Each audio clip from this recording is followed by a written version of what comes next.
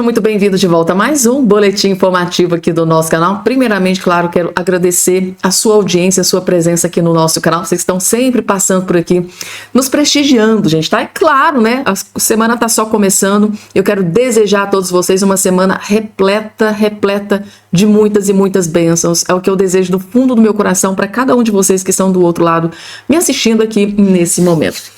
E vejam bem, pessoal, a semana tá começando e a política tá simplesmente um furacão, tá, gente? Vocês não fazem ideia das informações que foram divulgadas e que eu vou trazer aqui de forma bem atualizada aqui para todos vocês. Gente, tá? A pior notícia possível para Luiz Inácio Lula da Silva acabou de explodir aqui neste exato momento. E eu vou trazer aqui essa bomba também nesse vídeo para todos vocês. Gente, além dessas outras várias informações, se eu for ficar falando de tudo aqui no início, vai ficar muito longo, então assim, já vamos direto para a informação sem enrolação. Só não esqueça, tá, de se inscrever no canal, ativar o sininho das notificações e compartilhar o vídeo o máximo possível que vocês puderem. O Bolsonaro, ele conseguiu sim uma jogada de mestre.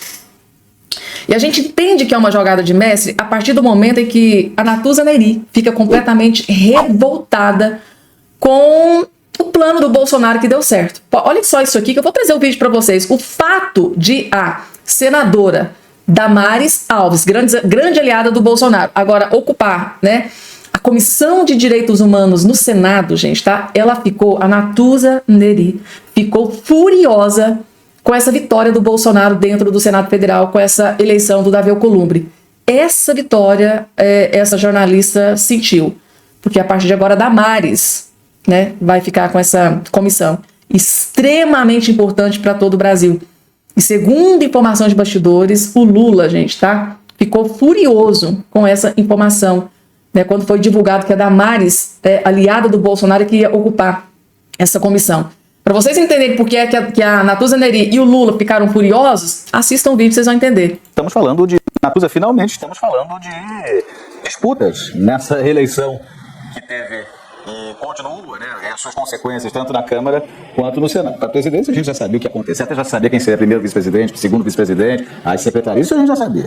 Mas agora estamos falando de disputas mesmo, embora alguns nomes já estejam definidos, né? Como de Damares Alves para a Comissão de Direitos Humanos do Senado. Isso é eu não sei nem como dar um nome preciso, mas embora faça parte da regra do jogo, o Partido dos Trabalhadores permitiu que isso acontecesse, porque segundo eles priorizaram a Comissão de Educação e a Comissão de Meio Ambiente em razão da COP este ano, mas a senadora Damares Alves, como a pessoa principal da Comissão de Direitos Humanos, é um contrassenso, para usar um termo elegante. Mas essa é a nova regra, essa é a nova lógica, e ela permanece assim. Veja a carteira de opções do PL para as comissões. CCJ é uma comissão que vale um caminhão. A Comissão de Saúde vale um caminhão de bilhões em emendas. O Centrão, e isso é importante dizer, né? Porque quando a gente fala de PL, a gente sempre associa o PL ao Bolsonaro. Tem uma parte do PL que é Bolsonaro, tem uma parte do PL, a majoritária, inclusive, que é Centrão no seu estado mais puro.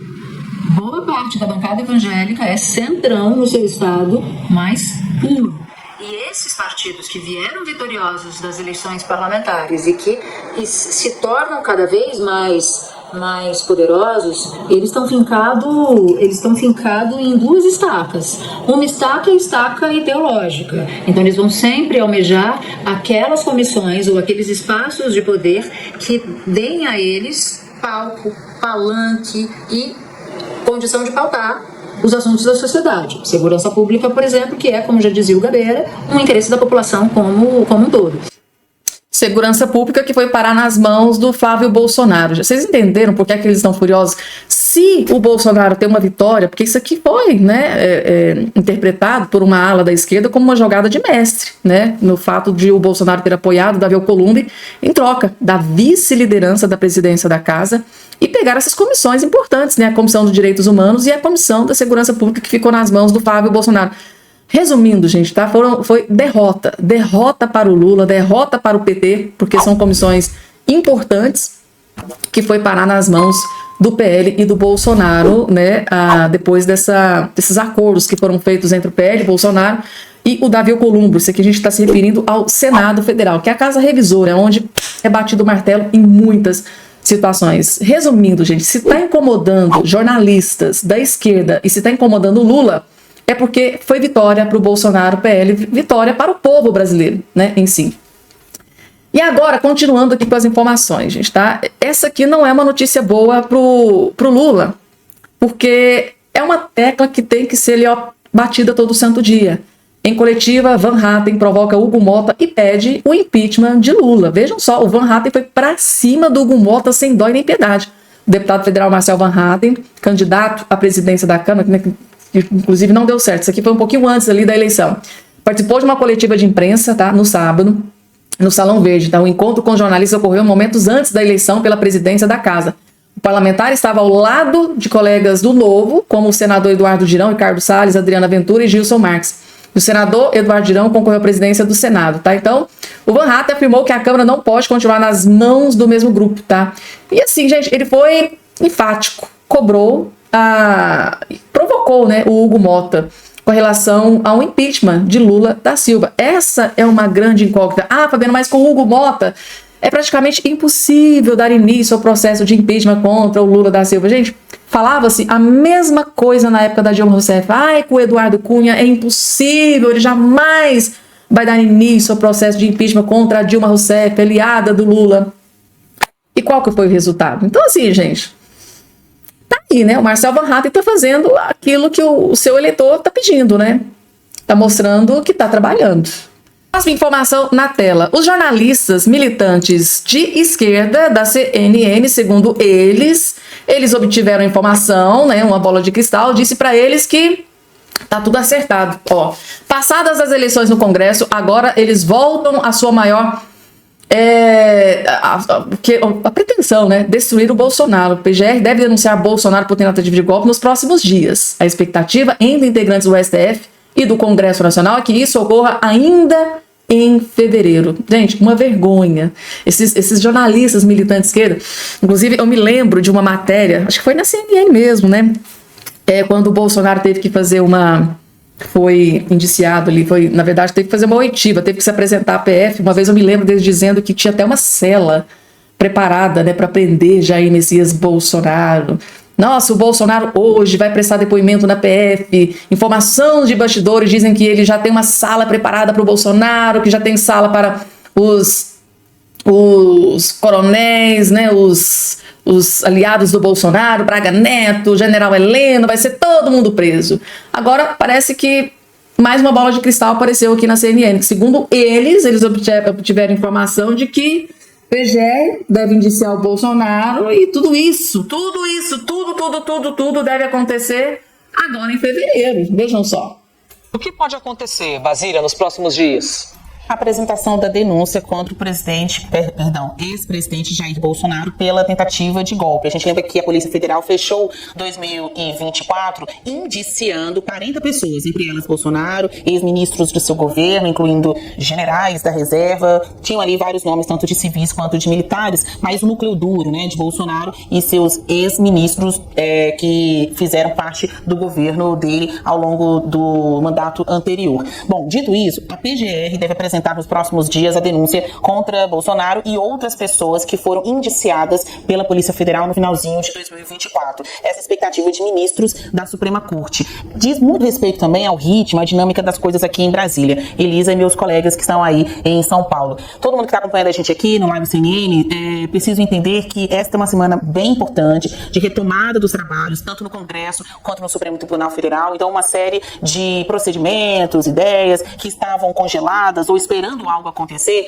vão ser liberadas a partir desta semana. No caso da denúncia da PGR contra Bolsonaro, a expectativa é de que isso ocorra nos próximos dias, mas ainda dentro do mês de fevereiro. Vai ser um mês cheio de assunto para acontecer. Há uma avaliação no STF que, para não contaminar as eleições de 2026, os andamentos sobre a entrega da denúncia, o recebimento da denúncia, que também carece de julgamento pelo STF, e o julgamento de fato sobre o mérito das acusações, possam acontecer ainda em 2025. Esta é uma aposta feita por integrantes da política e também do judiciário. O que tem na investigação da PF? Mostrar que o governo anterior tramou um golpe no país, um golpe para impedir a posse do presidente eleito Luiz Inácio Lula da Silva. O comandante disso seria o ex-presidente Jair Bolsonaro e também o seu vice na campanha de 22, o general Braga Neto, que inclusive segue preso. A estratégia, afirmam observadores aí do judiciário da PGR, pode ser fatiar a denúncia em grupos.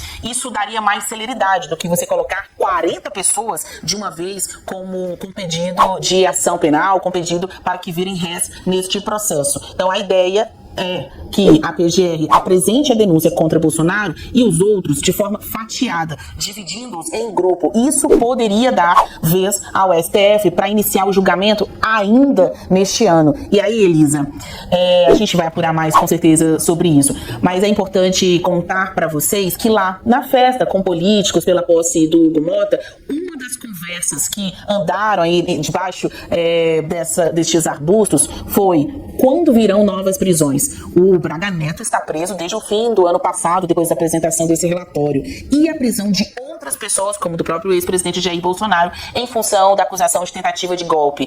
Foram feitas apostas ali entre os políticos, porque a gente foi embaixo de arbusto, para poder conversar com eles. E um mês que foi apontado como o mais preocupante seria junho.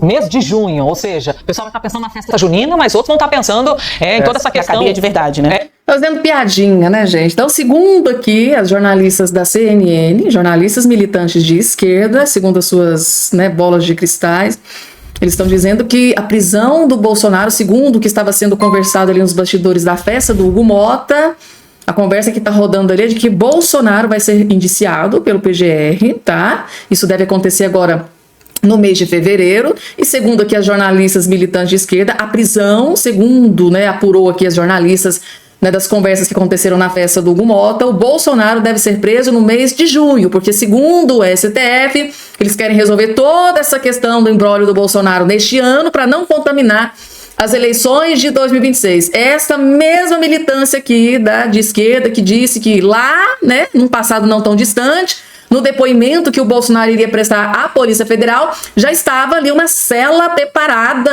para o Bolsonaro, para os generais, para coronéis, para tenentes. Gente, e aí?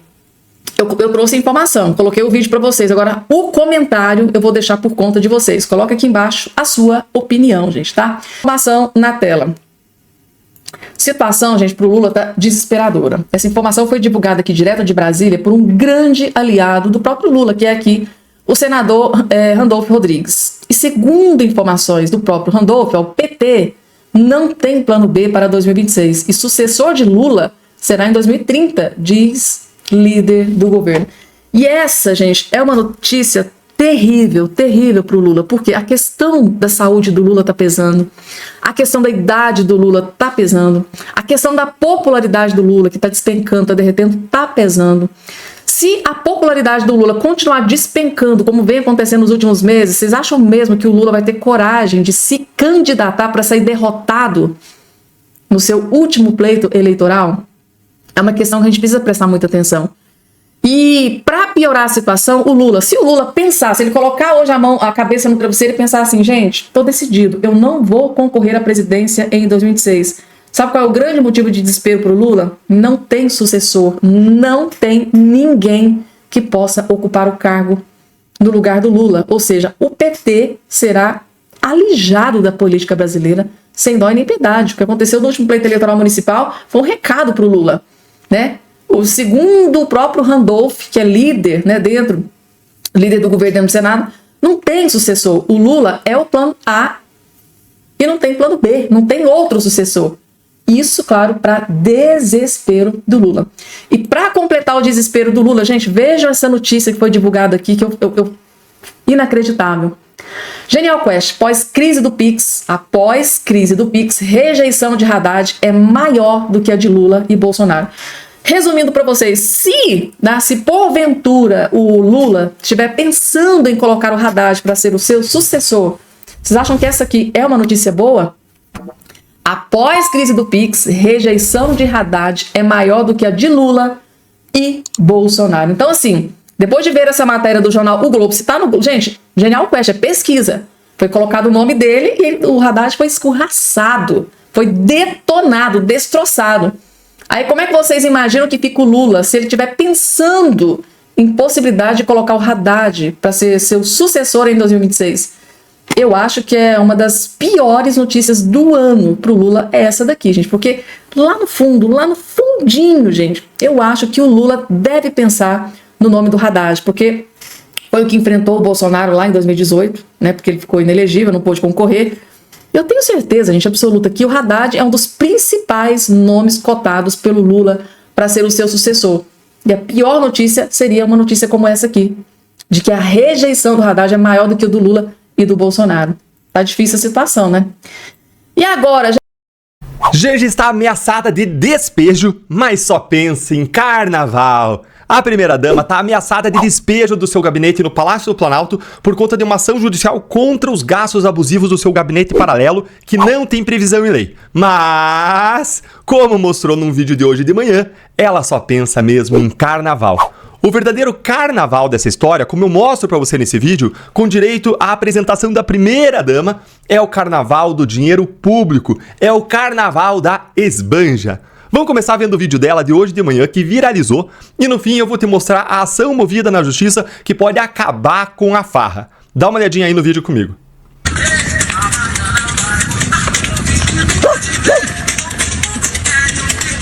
A música do carnaval, Margarete Menezes, Ramalhete de Flor, 6h30 da manhã.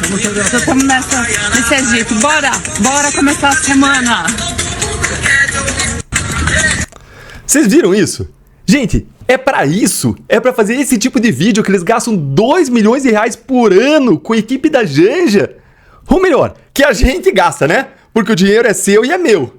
E a preocupação dela é com a festa de carnaval, que só vai acontecer daqui a um mês. A preocupação dela não é com os preços subindo, não. Eu vou te mostrar que pra ela não falta dinheiro. Afinal, o seu apelido é Esbanja. Vem recordar comigo por que o apelido dela é Esbanja. Dá uma olhadinha aí, ó. Comitiva de Janja nas Olimpíadas custou 236 mil reais ao governo.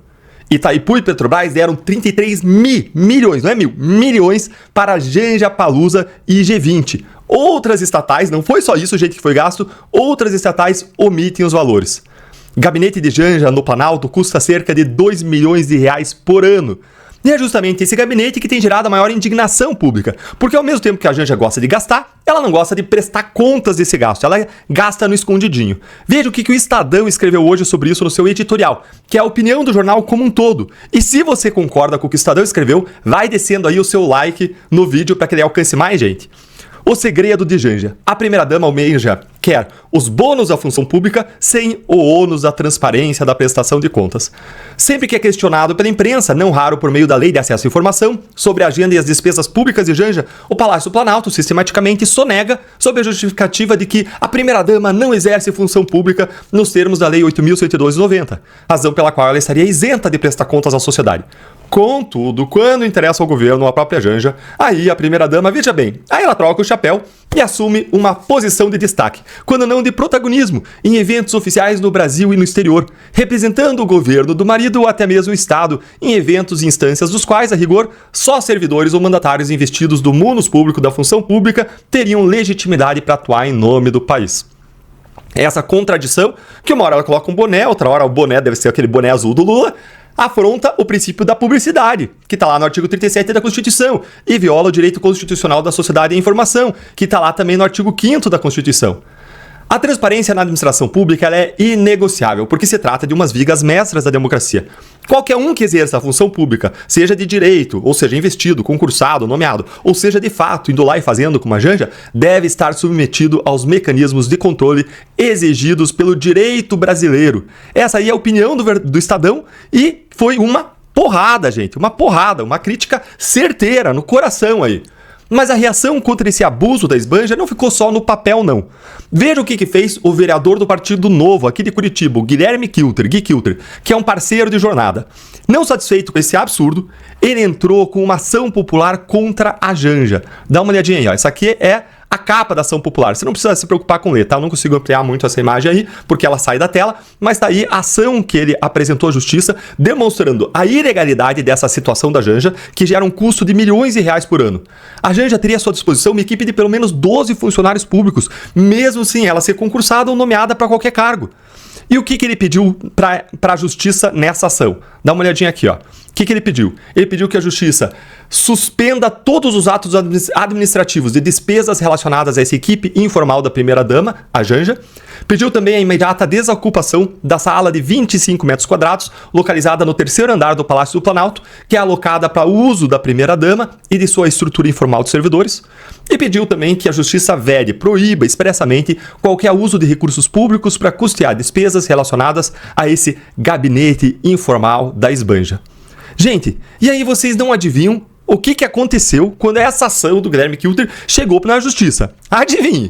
Ela entrou lá que nem uma batata quente, gente. A Justiça de Curitiba jogou para de Brasília, a de Brasília jogou de volta para Curitiba, e aí esse caso foi parar no STJ, que vai decidir onde que essa ação vai tramitar.